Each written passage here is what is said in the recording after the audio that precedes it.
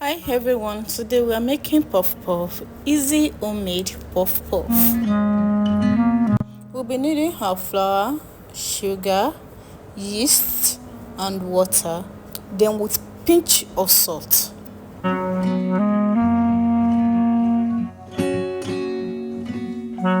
Mix all these dry ingredients together before you add in your water.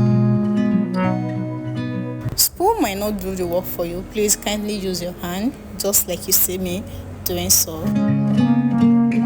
After you are done mixing and you don't feel any lumps in your hand, please cover for it to rise for like 25 to 30 minutes. Now you can fry your batter in the hot oil for like 2 to 3 minutes. Then our puff puff is ready. And please make sure you enjoy with hot tea. Thank you for watching. Remember to subscribe and like. Bye.